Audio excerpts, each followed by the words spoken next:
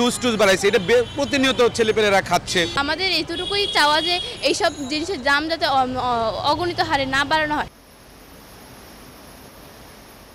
নানা ব্র্যান্ডের কোমল পানীয়, জুস কিংবা ম্যাঙ্গোবার, দেশীয় এসব পণ্যের ভোক্তা রয়েছে শহর গ্রাম সবখানে, এমনকি বিদেশেও।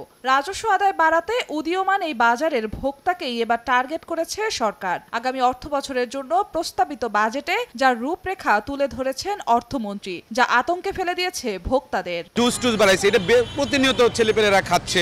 এই যে ভ্যালু অ্যাডেড ট্যাক্সটা বাড়ানো হয়েছে, এটা অনেক বড় একটা ক্ষতিকর কারণ। ইয়াং আছি বা বাচ্চারা যারা আছে ওদের কিন্তু এই জিনিসটা ভাতটা যেরকম হয় ওইরকম কিন্তু ওদের কিন্তু প্রয়োজন হয়। আমাদের এতটুকুই চাওয়া যে এইসব জিনিসের দাম যাতে অগণিত হারে না বাড়ানো হয়। দেখা যাচ্ছে আগামী 1 জুলাই থেকে কার্বোনেটেড বেভারেজের সম্পূরক শুল্ক 25 থেকে বাড়িয়ে 30% করার প্রস্তাব দিয়েছেন মন্ত্রী।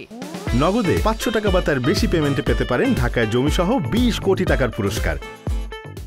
মিষ্টি জাতীয় পানীয় কোম্পানির ওপর বিদ্যমান লেনদেন কর 5 গুণ বাড়িয়ে করতে চান 3%। প্রস্তাবিত বাজেট পাশ হলেই বিভিন্ন ধরনের জুস ও ম্যাঙ্গোবারে উৎপাদন পর্যায়ে 5% ভ্যাটের পরিবর্তে 1 লাফে হয়েছে 15%। এমন ভ্যাটের ভারে বাজার হারানোর শঙ্কা চেপে বসেছে উৎপাদনকারীদের। হঠাৎ করে 15% করাতে এটা আমাদের উপর একটু আমি মনে করি চাপিয়ে দেওয়া হয়েছে, তার ফলে কিছুটা হলেও গ্রোথ বাধাগ্রস্ত হবে এবং ভোক্তা আমরা অনেক হারাবো। ভ্যাট আদায় বাড়াতে গিয়ে উদীয়মান বাজার থেকে ভোক্তা হারানো ইতিবাচক হবে না পুরো অর্থনীতির জন্য, এমন দাবি করে এসব পণ্যের উপর ভ্যাট বাড়ানোর সিদ্ধান্ত কার্যকর করার আগে আরেকবার ভেবে দেখার পরামর্শ দিচ্ছেন অর্থনীতিবিদরা। এখানে ভ্যাট বাড়ার মানে হলো যে এই পণ্যের উৎপাদন খরচ বেড়ে যাওয়া, দেশের ভিতরের যে যারা ভোক্তা গোষ্ঠী একেবারে শিশু থেকে শুরু করে এবং সব রকমের যে আয় শ্রেণীর মানুষ প্রত্যেকেই কিন্তু এই পণ্যগুলো ব্যবহার করেন।